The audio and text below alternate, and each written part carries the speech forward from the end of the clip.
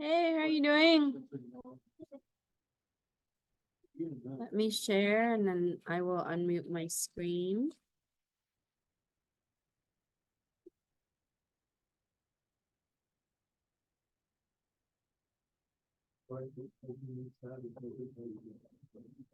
Okay, so we are gonna go over SQL injection today. A little bit of queries, practices, and then we are gonna do SQL map again with additional options. I think you've seen it before. I don't know if Mr. McQueen's gonna come and observe me, but he should be here. I guess maybe not. Okay, so to start, you can take a look at your notes and your assignments. So commonly you would see a lot of requirements with database evaluation, especially in the pen testing or even looking at, risk analysis part. So for SQL, it is a type of language that we would use to build database. There are different products. You see, there might be Oracle SQL, but the common products that you see that's mostly free, right, or it's free is MySQL. And that's often used with Linux type of server. You can use MySQL with other OSs, but simply just install the package. It's open source, mostly easy to use. And then you have Microsoft SQL, which is made for Microsoft systems. So SQL basically is a programming language that we use. But with that, we also have to take a look at how the database is implemented with the web application, right? So some of the approach is also to examine how it's linked to the web server and also how the page is used. So when you're performing SQL injection, a lot of the times you are going to use SQL queries to start. That's going to help you find information about the database itself and how it is structured so you can pull data. So an example is something like this, right? We would say, so in the query, sometimes you would see it shortened and sometimes it would be lengthy. But in general, it's simply just using something like this, like statements with parameters, very similar to other code. So we would say select item name, item description. So this would be something that we would inject into an e-commerce site because they might use the label, right, for the column as item name for products and the description. And then we would also use from items where item number, and you would arbitrarily give it the value that might be true. So a lot of the times we can use 1 is equal to 1, and that's true. So that way it would give us some kind of result. Now we will talk about the prevention for SQL injection and how that can be prevented by adding these queries into the field. So to perform SQL injection, you simply look for a way to post your data to that web application, simply a form, a field, something that you can add string or text to it. So in the first few questions, we're going to address what SQL queries are and how it's used. So we already saw that SQL queries is simply a way to ask the database to give us some kind of result. It could just be, a certain type of item. So when you are performing a search or when you're typing in, for example, if I'm looking for household products, right? It's going to plug the household parameter from the field that I have typed in from the search bar into the query itself. And it's going to search through the database to give me some kind of result. Now they can control it where it's only going to be able to give me view information or read information, which is what. And then we can also control it, what kind of information can be displayed, right? So in a vulnerable database, you would see that it can be injected with specific queries or commands. And sometimes you can inject it directly into the browser. Because if they design a web application that uses database with that is not secure, it sometimes show the query information in the browser. So you're gonna see some of that in the lab today. So we would be able to use these queries to retrieve data. So your goal is to find as much information about the database itself first, and then eventually, from an attacker standpoint, we would then connect with the data, right? You'll be able to pull raw data or even text information. So a lot of times when you're using queries, you're gonna see text output. For example, I can find hash values for the password from the password columns. I can also find username or account information. And in the case where if the table contains social security number or specific type of, information that is sensitive, I can try to pull that information if it's not protected. We can also use injection to make changes or updates. So queries in database itself is a way that the administrator can modify or update the database. And so the attacker can do the same thing. Queries can also be used to remove data, right? So for example, if I want to delete a certain role, so let's say that you signed up for some kind of web services and you decided that you don't want that anymore. So you contact the admin and you say, please remove my account, right? So in order to do that, they normally would execute a query to remove your entity, right? Which is contain your username, your password, and all of that, right? And once the server back up or sync, it would automatically carry that through. Now, does it mean that you're gonna be gone completely from their infrastructure? Probably not, because somewhere in the backup, your information still exists, right? But it is a way for the admin to easily do that. Now, for the injection side, the main purpose of SQL injection from an attacker standpoint is to look for vulnerabilities, such as input validation. So if there's no input validation, they can inject, right, into the field. So input validation can range from, controlling a number of characters that can be inputted for certain type of data. Like if we're looking at social security number, it has to be formatted a certain way. So it gives us clean data in the database. We can also use it to control what data can be entered.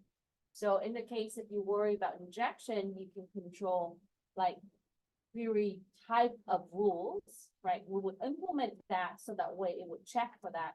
So it's not going to absorb all of it when it receives queries.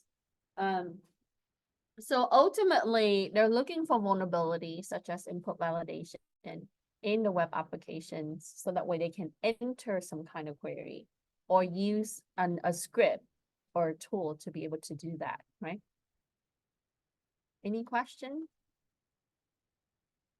So in the next part of the note, it's going to talk about what kind of condition must be met in order for SQL injection to be performed. So when you see SQLI, that's just SQL injection, right? So number one, there has to be a relational database. Most of the time, we use relational database to be able to correlate data. For example, I can create a table that would have users, and I would have another table that would have application names, right? So I would correlate the user to the application that they use. So in that, we would relate it by a certain type of identification. And often you would see that using ID. we cannot relate it by the name because there are people who have common names, right? There are people who might have the same number because they live in the same household. So you would give it a unique ID for that role, and then you will be able to correlate how that data would translate to the next table and the next table. So the database itself is built with data pieces that are related. We can have one-to-many, one-to-one, and so on, right? So the course to take at RCCB is CIS 61 and 63. It's gonna really address how you can design a database, and 63 really talk about SQL. So you must have a relational database. And also, if the user are able to control their input, we can use that for the query if we're pen testing with SQL injection. So from an attacker who doesn't know very much about what kind of database they have, right, the target has, they simply just use different type of query.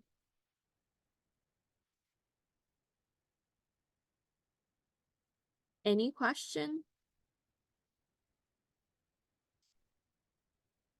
So in the next part of the note, before we go to the long one, I wanted to kind of dive.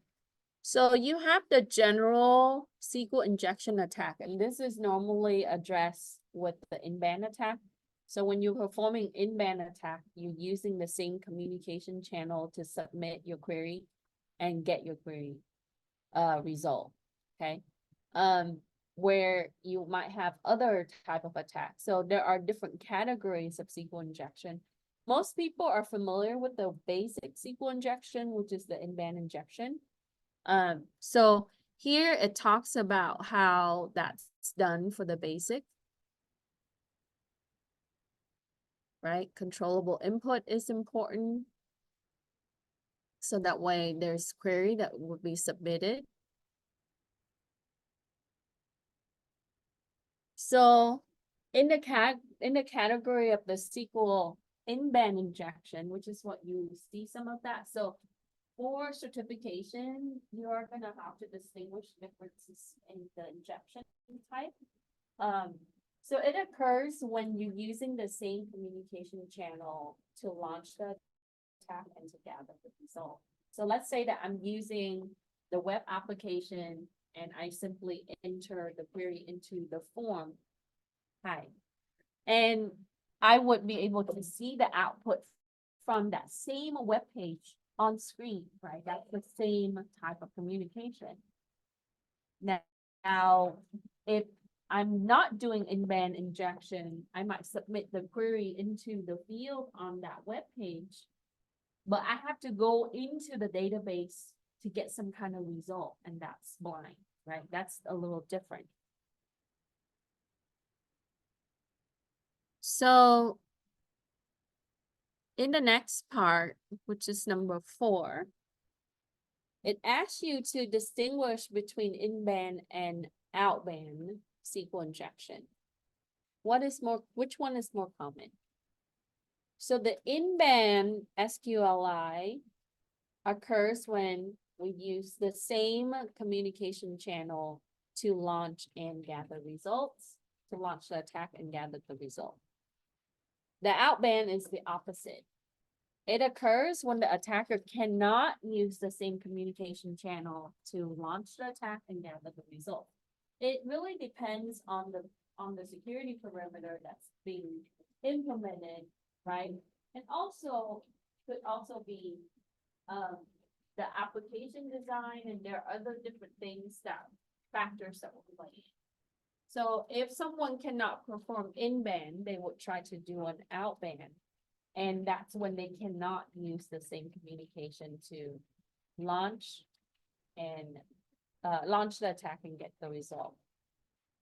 And in-band is definitely more common, right? So if you see the tutorial videos and things, you would likely see that it is in-band attack.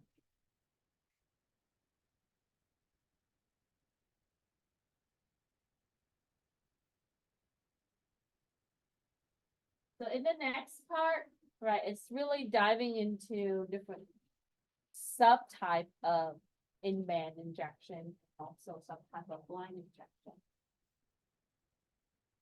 So a way that we can inject is to use a union statement, and you're gonna see, or union in the query, right? The union operator in the query.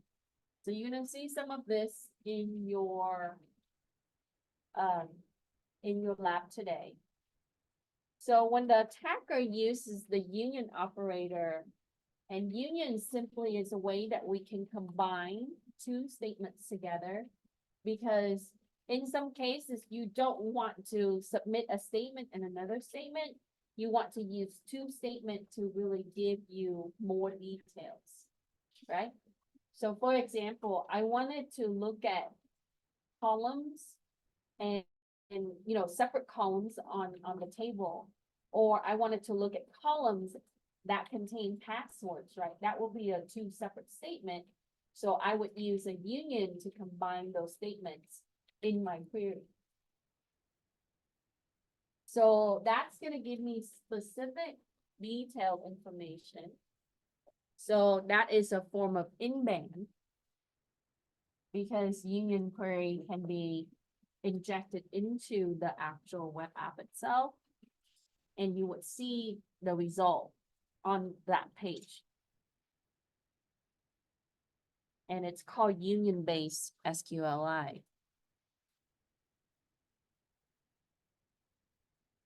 And then sometimes you want to purposely generate some kind of error. You would give it some kind of query that you know is going to give you some kind of error, but through that error, you're going to be able to find more information. So that would be error-based SQL injection. So if the attacker exploit the error messages generated by the database to get information, such as version of the database or the structure of the database. Why do we need to get the version of the database like MySQL 5.3.2? So that way we can further research the vulnerability of that particular product or software, right? Ultimately, it's a software that initiates a service. So if there's a flaw in it, I can capitalize on the flaw to perform other type of attack. And then when you're dealing with data payloads, so data payloads is important because it's gonna give you more of the server information. So you can send some kind of data payloads to the actual server. Right, we got the database server that's connecting to the web server. The web server is going to give you the front interface for the user. So for example, you're logging in to pay your bill. That's the web server, but when you log in, right, it looks at the authentication server, but likely there's a database that contains your username, your password, and your account information. So in this case, when we're using payload and we're trying to observe the behavior of the server, how it responds, and maybe giving you some information about data structure, right? This is called a blind or inferential SQL injection.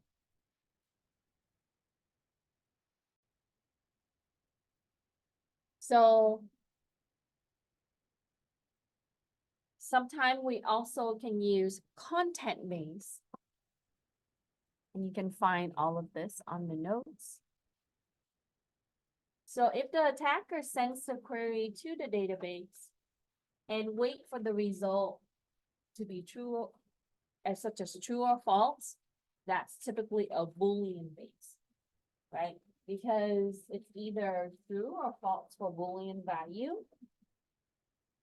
So for example, I would use something that would be a true statement.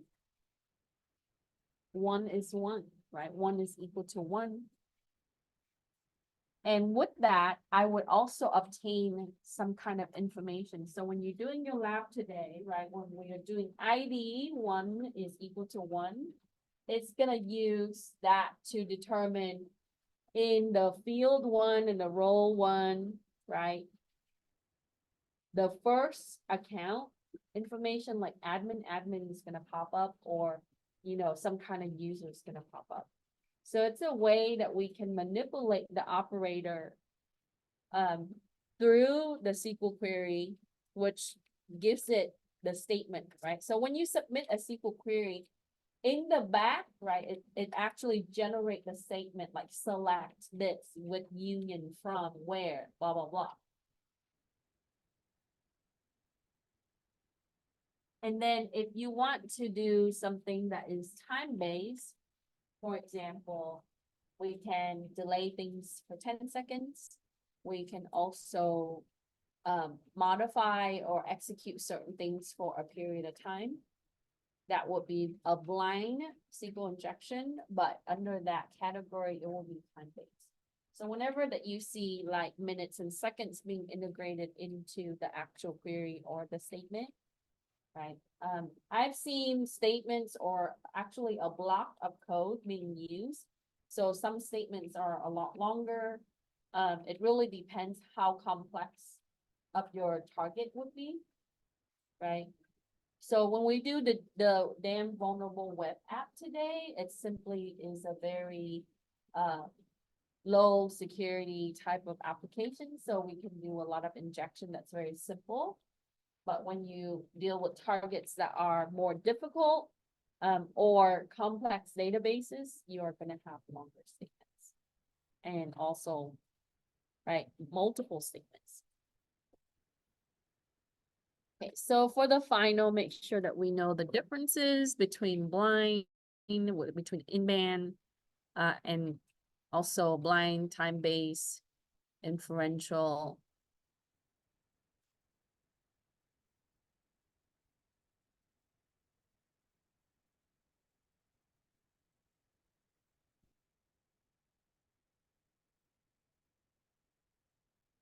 Okay. So in the notes, I included a real case. You would see this with many different websites have mentioned this. So this is a very unique form of attack. And a Cillian attack really aims to access information that would be related to supply chain. And they do that through the web application. So most of the time you would see SQL injection is done with web app attack. So their goal is to exploit the web application. With that would be services. But the reason why it's called Cillian is it's the company that used to produce file transfer appliances. We use this particular system to transfer massive amount of data back then, right? They decommission a lot of these now, so you don't really see that they're being used anymore.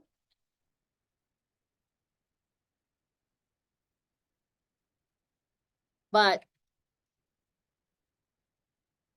they understand that because the file are being passed through these appliances, if they could get into the appliance and compromise the appliance, they'll be able to obtain the data. And it's done through injection and OS control command, right? So operating system, because underlying that, the system account or the OS have a lot of access. The level of access for the OS is high for most part to execute a lot of the services that we need in automation. So when you send data like this, right, massive amount of records, you are going to automate that. And in order to automate that, you are going to have system control through OSs.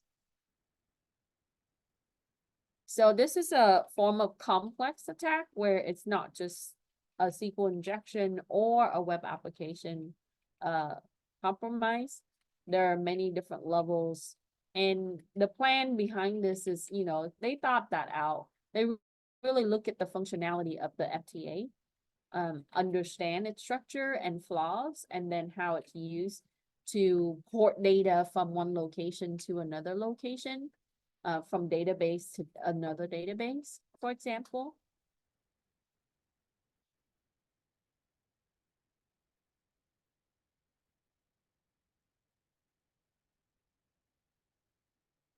Any questions?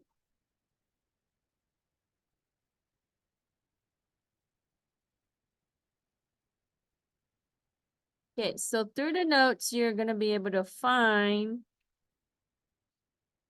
Assyrian information.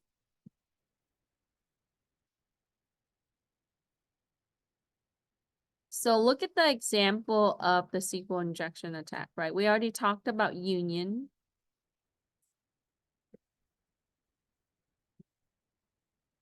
And then when you see a statement like this, right, it's using the function. So likely that when the database is coded, they would have functions that can be called.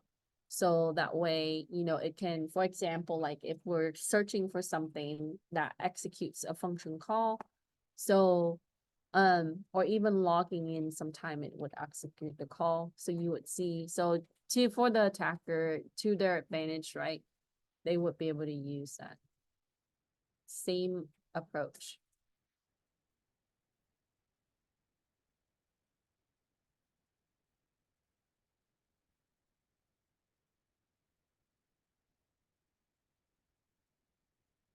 So when you do an error attack, you're gonna get an error like this.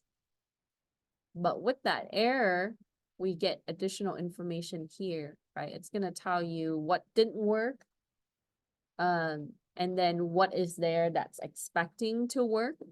So with that, we would know that, oh, there is a fetch array function that uses this parameter.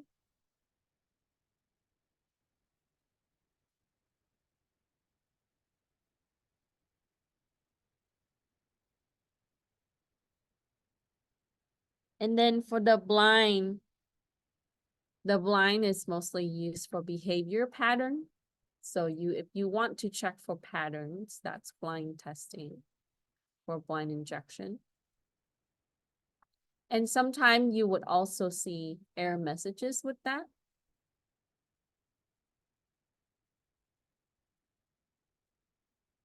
So you would use this when the other ones don't work, right? You would try to get information from, I think most of the SQL injection approach is to get structure of the database so we have a better understanding of what's there, how it's built, right? The data and how it's built.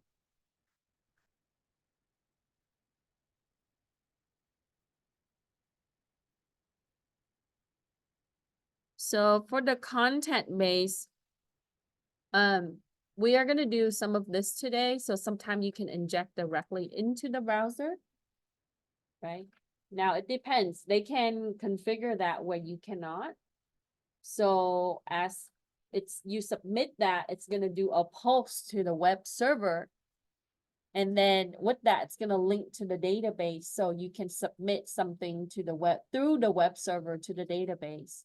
So that way you can find more information. So you can go directly into your browser and then modify the value for the ID, or, you know, something that's already showing you there about the database, to get some kind of output.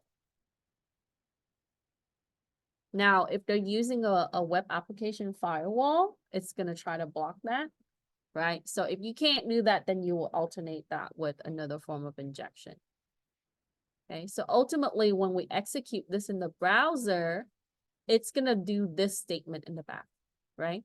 So it's going to say, oh, where ID now is going to be 2 and 1 is going to be equal to 2. So it's going to look for it's going to give you the result based on what you put here.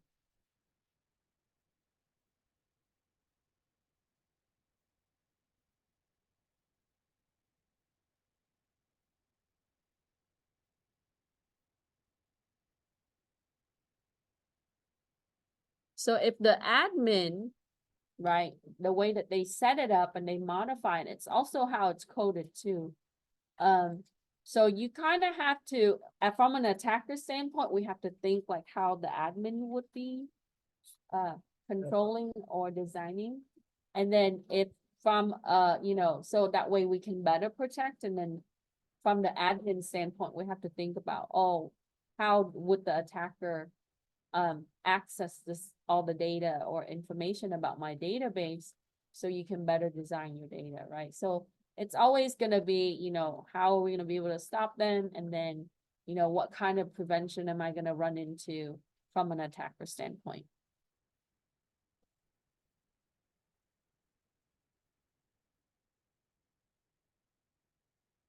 I want to show you a little bit on the time. So when you look at the time, it talks about using inference testing, and then also a lot of the times you are gonna put in conditional statements, so you have to implement like an if statement.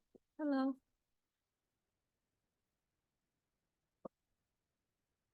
This format for those. So you often see that for the time, you can delay it. Like, let's say I need to delay it by 10 seconds. I can put in, right, how I want it to delay here. Simply do a wait for delay. Well, it also depends on the SQL server that you're working with.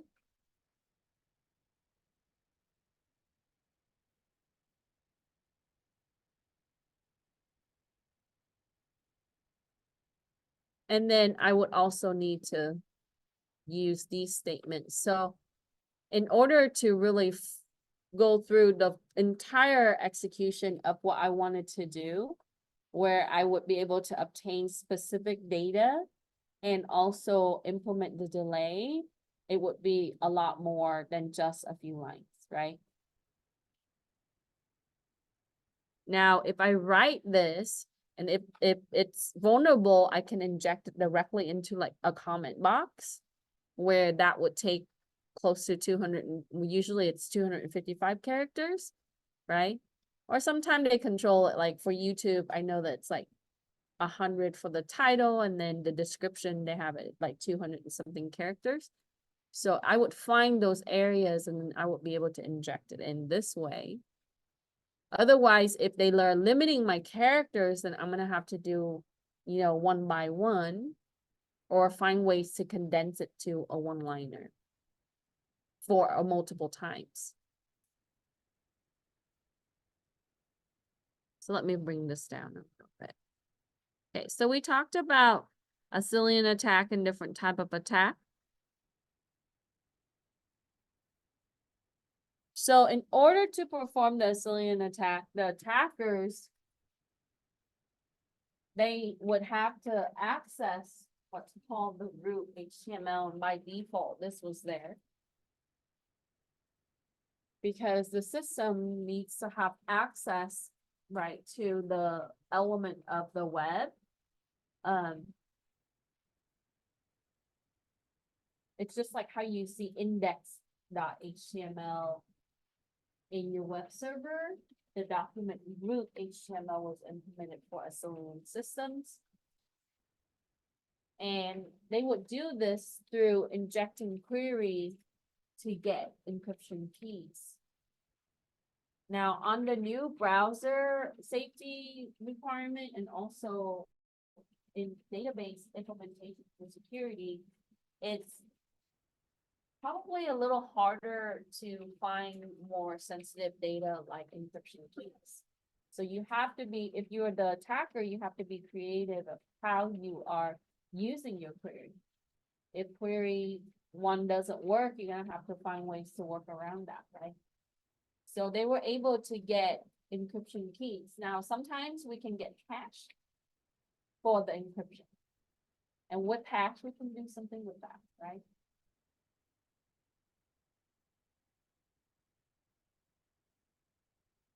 So even if you don't have the hashes, you might have passphrase for the encryption. Then you won't be able to use that passphrase to maybe submit additional payloads for generating the keys, right?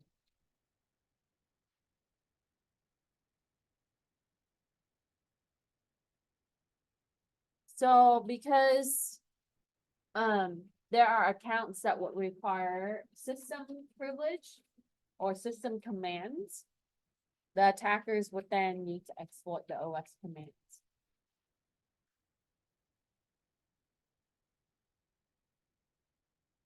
And OS commands is important because the operating system itself is a mid-layer between the hardware, right, and the software, the actual application. So when you're looking at database, it's an application on top of the OS. So in order to really control the hardware components, right, the attacker view would be, I have to be able to use OS commands, right? There are tons of programming library that will allow you to do that, right? IO is one of them, but you know, in Python, I teach Python uses OS library and they have everything in there that you need. So what doesn't matter what OS you're using, it's going to try to execute because ultimately that interpret to the low level, which control the server components, the motherboard, the processor, all the IO components within, right? So normally you would see those scripts being used with the OS library and the IO library. So ultimately they need to use that command for the SFTP account for PHP. So that way they can execute other commands. So that was just a way to use an account to run other commands, right? Because the privilege for that edit PHP, because PHP is integrated in a lot of like, you know, pages and web application as elements, right? When you're using damn vulnerable web app today, you see that PHP is incorporated. It's a very common tool still, right? And then they have to modify a thing called the web shell. And I guess the investigator, they named this do mode. So this is a way that they can pull the data from the database through the web shell.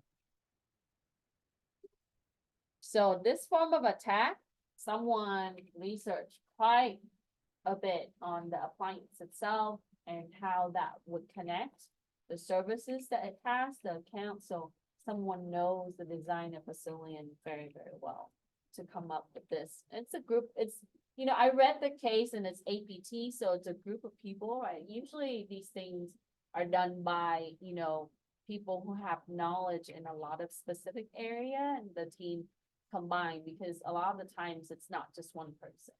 Rarely it's one person because it's a lot of research. It's a lot of knowledge that's combined, so that there might be expert in different areas and together as a team they're successful.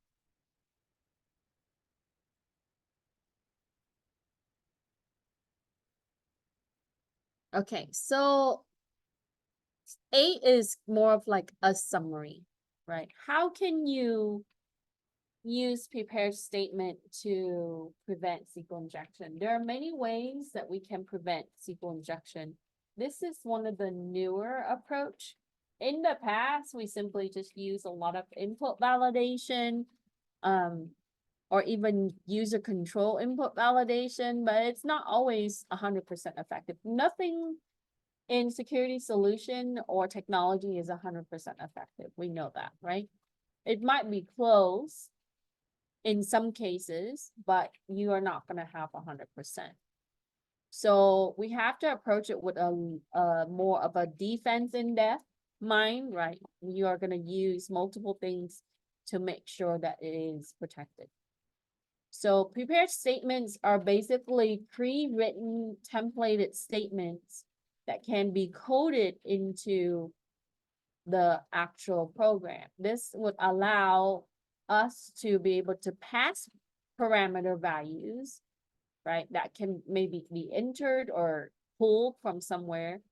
So that way the attacker cannot change the structure of the statement, because when you're doing SQL injection, you ultimately changing the structure of the statement, right? So if you have a set static, you know, prepared statement group, then you won't have it change. So just think of it like it's all pre-templated. And the only thing that's changed is the parameter inside that statement, right? So we can have more control of what's being used with our database. And that would also lead into like preventing SQL commands and other things can be inserted. So that's level 1. In level 2, we would use what's called store procedures.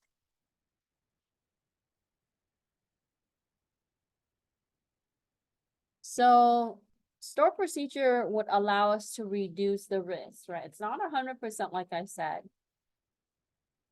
but it sometimes can also impose risk, right? So you can either use it for some security and then it might open up other holes. So store procedures are coded, but the store procedure are stored onto the database itself. And that way it can be recycled when it's called by the application. So think of it is the store procedures are the set of instruction for the task, for the database, and it must be coded.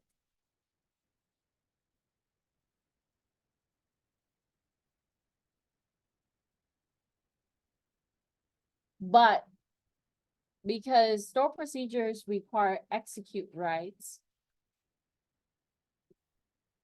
and execute rights is often used by a role or a user account called the DB owner. So there only have, there are only so many rights for the database, right? Whenever that you are looking at a product, for example, I go to Amazon and I'm searching for an item and it pulls up, right? I have a view or a read right. So the majority of the time your user, whether they're a public user when they don't log in or overall someone that has an account, they should only have public information, right? So that means that I'm only getting the data from the database through the web server, and that's a get. But when we're implementing a procedure, because it needs to be executed, it has heightened full rights. So that's a problem, right?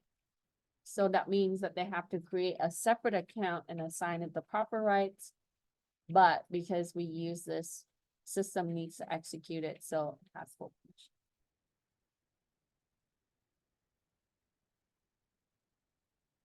Now,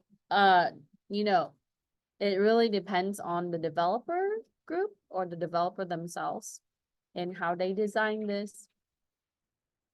Databases are not all created equal, just like how programs are. I think you're gonna have holes here and there. And then the majority of the time, what I see is it works. That's the answer, right? So when we look at it from a security standpoint, we're like, oh, why is this implemented? Can we remove this particular feature or this problem? And then they would say, oh, no, because it works, right? So a lot of the times from a standpoint of assessing web application and database, normally if it is very vulnerable or even somewhat vulnerable, it's usually needs to be redeveloped or rewrite. So they're never really happy about that, right? Because, you have to decommission it down the line and then you have to take what in existence and then put that. So that's a lot of time and effort. So sometimes you don't have a lot of support in that area. And then the third area of security is input validation. So that's like a lot of the security element that we have. We can create an allow list and a deny list. People can input all kinds of things, right? Some people like me would fat finger things. because, or sometimes they type in a hurry, they might add things that they don't intend to. So the allow list input validation help limit what is permitted from a user input. Basically, it is a set of rules that would check with regular expressions. So regular expression is used all the time when you're typing your social security. How many digits before the dashes, right? Or after the dashes?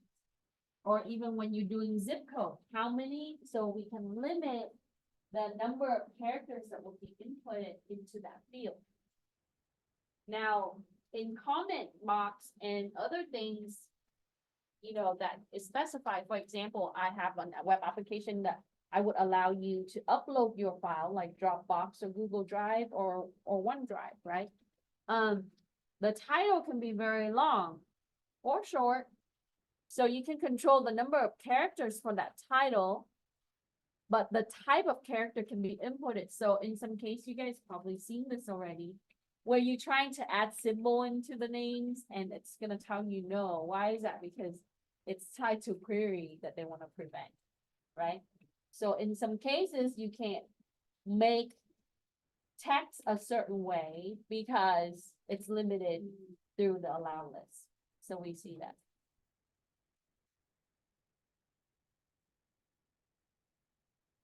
So all of that is to really control the attack surface and making sure that it can be validated at the end of the day. Now, if you're doing block lists, you're gonna have to keep adding more to your list. It needs to be customized on a regular basis because people are very creative about how they inject. Right? So you have to take a look at your structure, the programming element that you have, like the languages, the services, and all of that, and then along with what potentially could be injected to build your deny list. So normally, most of the admin would prefer to do an allow list. It's a lot easier for us to control. Do you have any questions? So in security, this is a huge area. Everybody has a database. Everyone. Right? If you're looking at a school like this, there's a database, right? All the course registration, even at K through 12, their database. So having database knowledge, I can't express that enough, is crucial, right? And the more knowledgeable you are in it, the more advanced you can be. So database is often used with Java, Go, JavaScript. So you have the SQL, MySQL, that's a database product. But in the front of it, you would have the web application, right? That's when people log in and that's where people enter their information and fill out the form. So there's only so many web programming, right, languages that you would see. So from my standpoint, when I assess database and web application, you kind of have to understand, you know, programming concept, but the languages and how it's used. I know Portsfigure was really good. They have tabs for different example in different languages. So if you look at Java, it's slightly different compared to if you see like Go, like that's, you know, Google Go. And Facebook, I know that they use Go as well.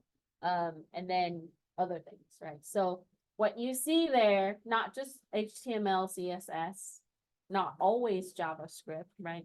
JavaScript is common because it is an easier language to adapt for a web interface, but not always the case.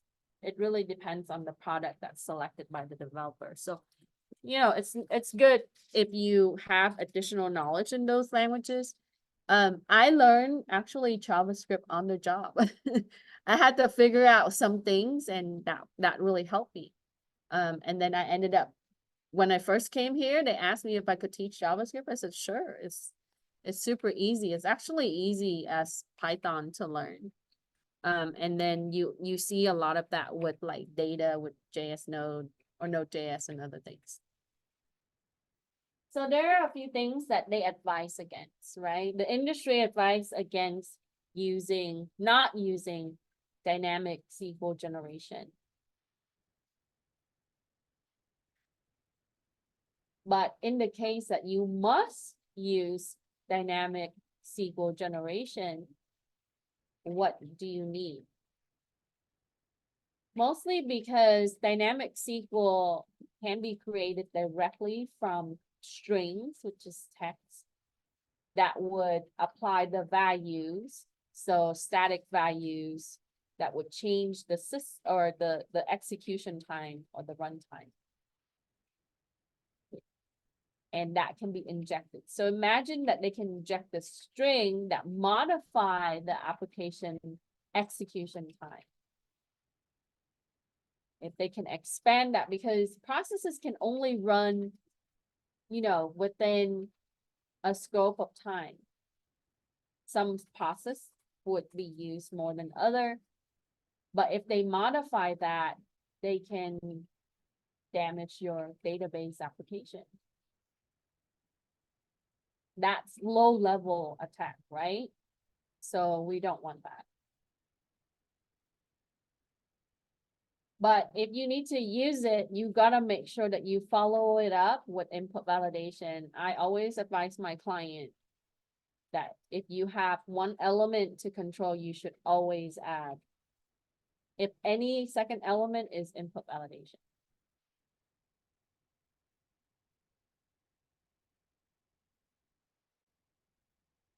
And that's just, additional preventative measure. Ultimately, we learn that security is just a way to slow things down, right?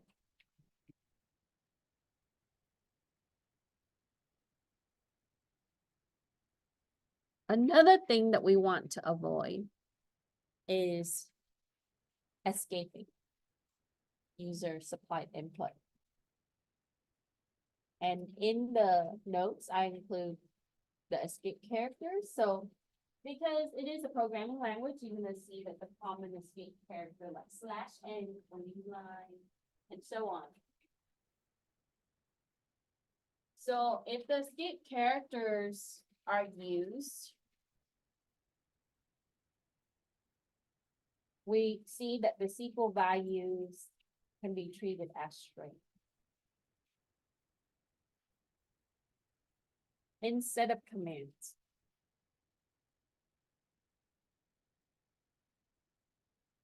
And that can be manipulated to exfiltrate data.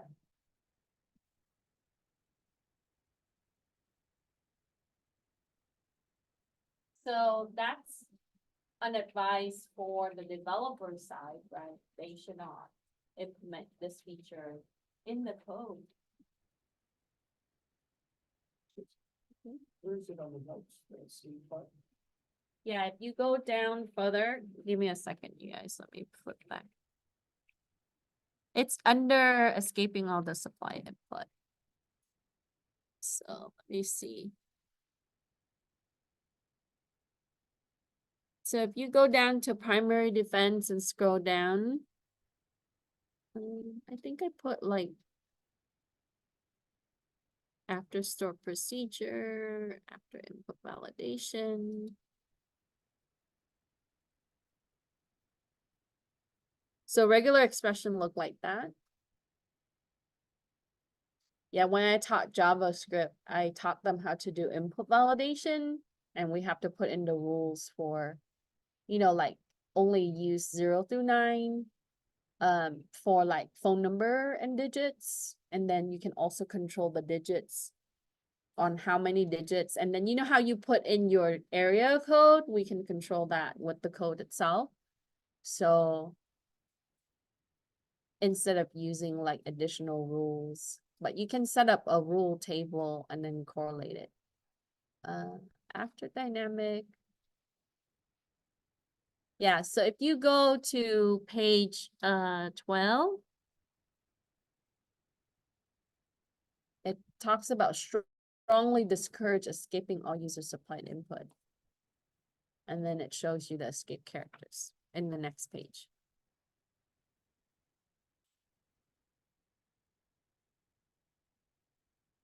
So any question regarding these not so good preventative measures? So the reason how we learned that these are not effective is because we implemented it and it didn't work, right? And then you do have things now. So that changes over time because attacks change. This is why security or cybersecurity is so fluid.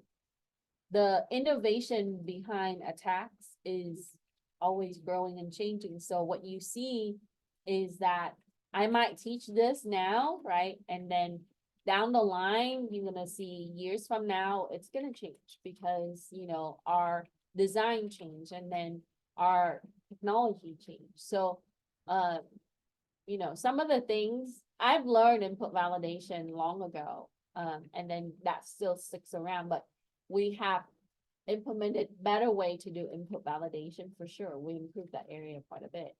But it starts with the basic level, which is the development.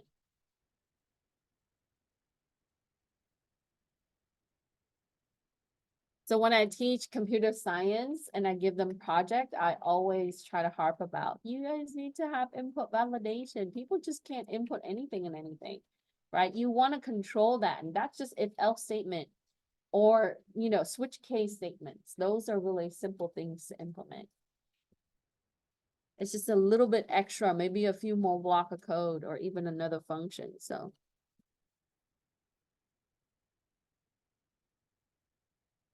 Oh, sorry, I had another, if you want to put verbatim.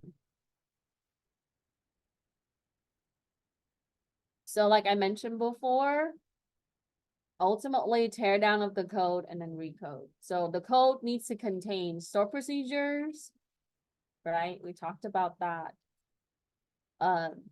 Or you can also implement it parameterized base queries, which is what we saw with the other one, or another way that you can use this is called object relational mapper. So that way the queries are not just any kind of queries.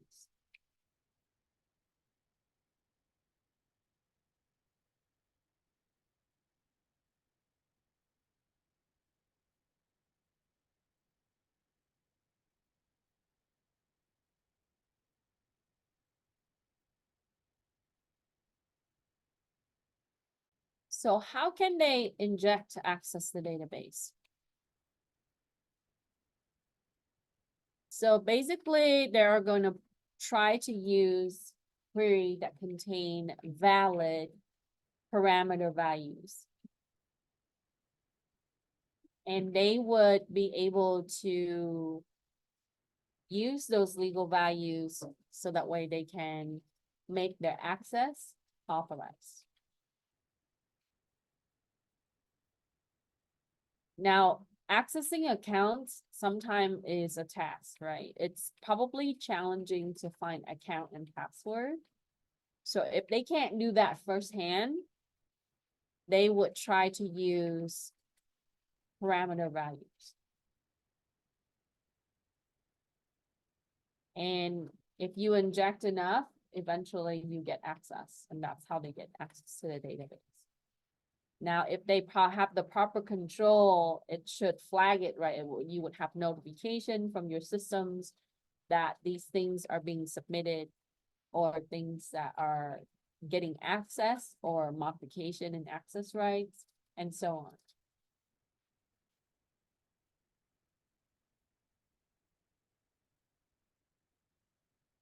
So you have to know that doing injection is tried and true. That means that it's similar to like brute force. We're going to try different things until we get in, right? We get information. So sometimes, right, it works for one database, it doesn't necessarily work for another. Like I said before, it's design, it's the structure. So your first plan as a pen tester is to understand what that database is built of. What is it using and how it's structured. Then you're going to plan on how your queries are going to be. If you can understand the table, then you can dive a little deeper, looking at the columns, find column names. If you can get the column names, it's gonna tell you, because developer, that's human, we have to name things that would relate. It makes sense for that column, right? Like password column is gonna be named password or some in that area. User account, username, right? SS or social security number. So if you can get into the area, then you're gonna say, okay, now I can probably find data. But it takes time and effort. Okay.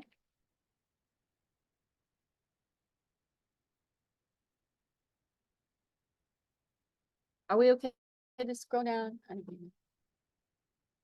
You still recording the other stuff? We're good? Or let me see if I can move up.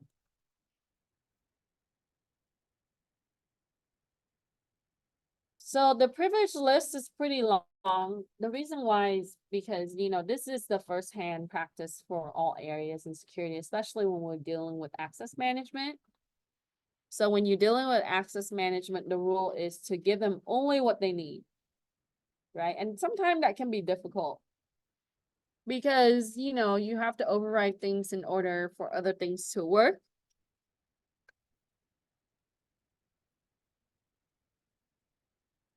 So for database security, we would start with the DBA account, your database administrator.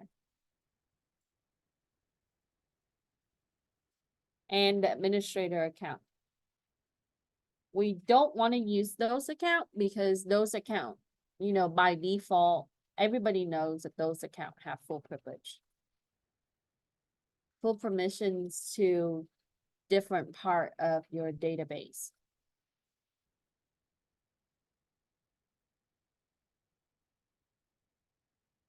All accounts should have read access for database application, can only see or view. And if they have read access to the application, they should have read access to the table. That's your data content. And in some cases, we want to control, because your tables are linking. So sometimes, you have to look at like how these table works together and what kind of access they would have. They might have access to one table, but not the other, right?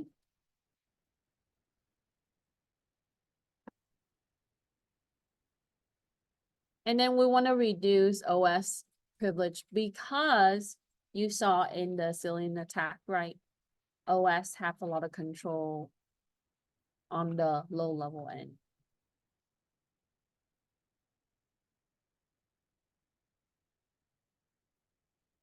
So your system account, that's very common with Microsoft product, like Microsoft SQL. So we don't want to use root, admin, DBA type of account and give that full level. You can customize your account and then really determine on what kind of role we can use role-based is that account for. And then usually just not use the default account at all, or just limit the use of default account and its privilege.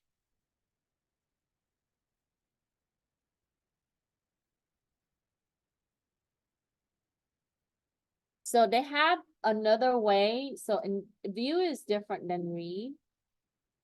So, but it has similar context. So you can give them a view access to the accounts.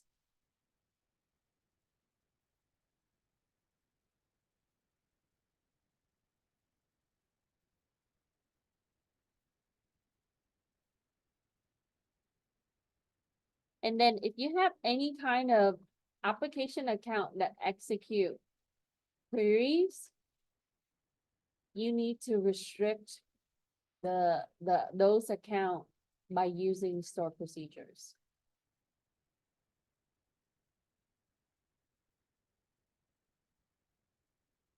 I'm sorry, restrict those account from using store procedures. Because store procedures pass parameter right? It's just basically templated and then it will just change the value. So if you are not allowing the account to execute query, then those same accounts should not be allowed to do store procedures. Okay.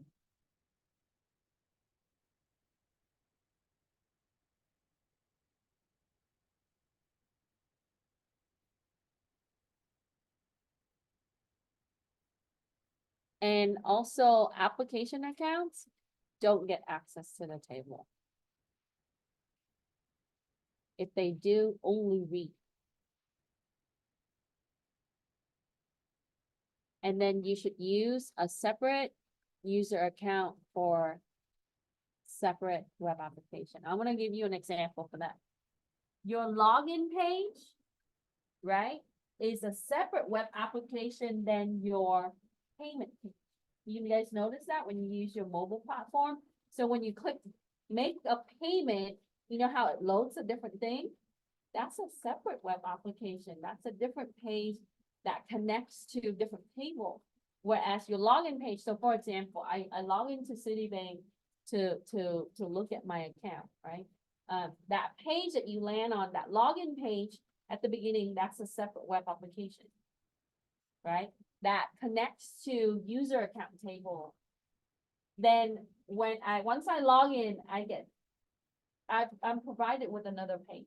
Maybe my balance, my payment history, available, dollars to spend and so on, right? And then when I click make a payment, it goes into a different web application. Once that payment is submitted, right, it gives me a thank you for submitting your payment page.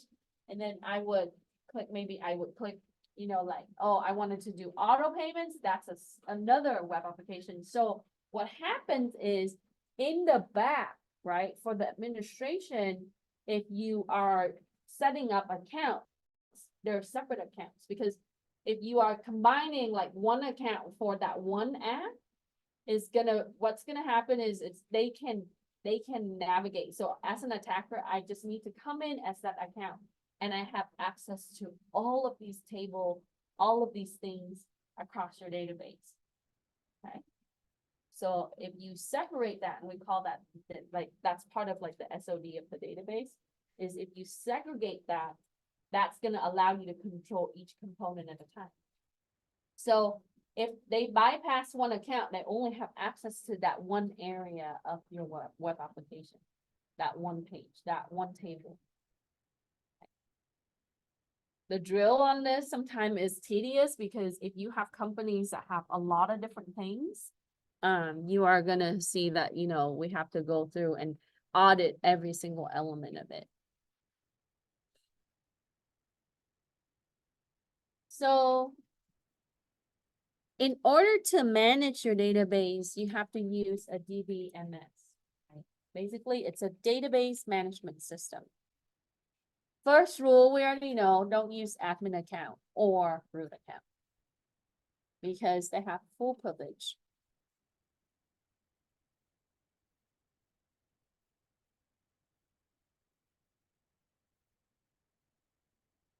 So you can assign specific account to overlook certain area of your database. And we want to have that, right? We want to make sure that there's no one overall account that is able to do everything, have full control. No. And that's the general practice for all systems, not just database. This is why your OS now don't let you log in. It hides, like Microsoft, it hides the admin account, right? And then they recommend not to use root when you're using Linux, but sometimes we have to run it like that. So you only log in to that particular account when it is necessary and then log out, right? Or you can disable that account for the time being.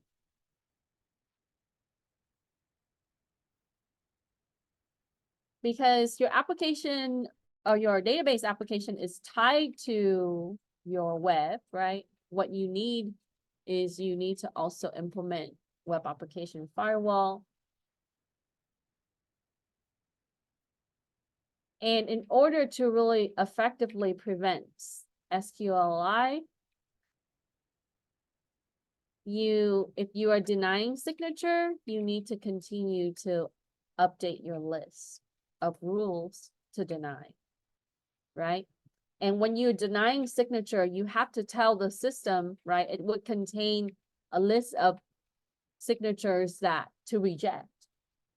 So that means that you need to keep adding new signatures to it because, like I mentioned before, attackers are innovative about getting around what's blocked. So the more frequent that you do this, or the more updated it is more effective. So for example, right, if I see some form of attack, I add those queries into my list, block those. Okay. And then you can also monitor it from a network standpoint or infrastructure standpoint. You say, oh, those are the IP that's attacking me, block those, right? So your firewall is gonna do its job in trying to prevent the queries and where it's coming from. And you don't have to use an expensive product to do this. There are tons of stuff that are affordable and also, even open source.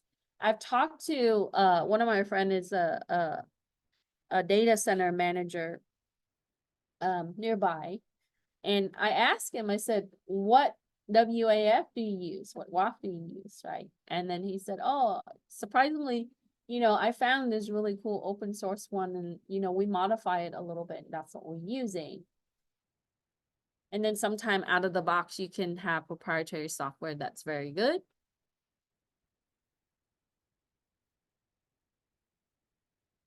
So to improve data security for the database, you need to monitor logs. You need to, so events that would impose risk, that should be a flag, right? I just talked to my CIS27B last night about the importance of logs. You also need to classify your data for access management.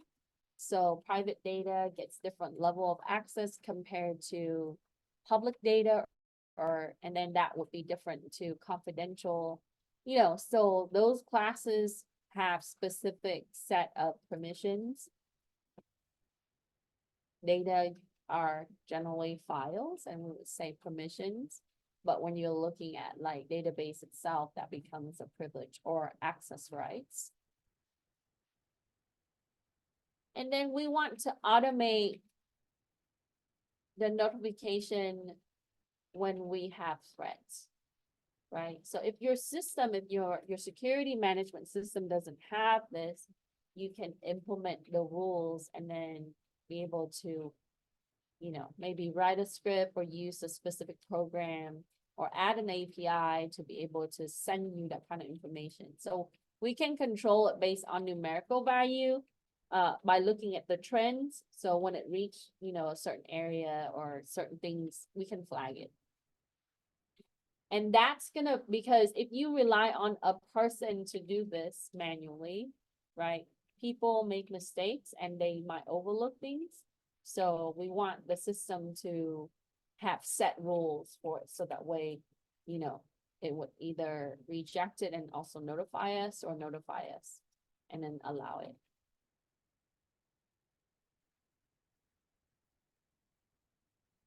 There are a lot of different tools that you see. I think the list that I provided on the notes in general are just the common one that you see. Some of them you've seen already, like AppSpider, right?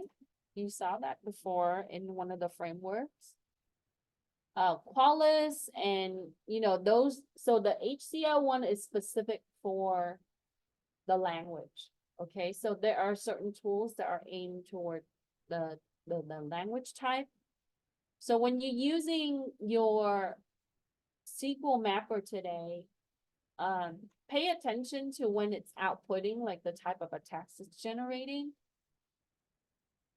it might not be like 100% effective. It really depends on the product that you have.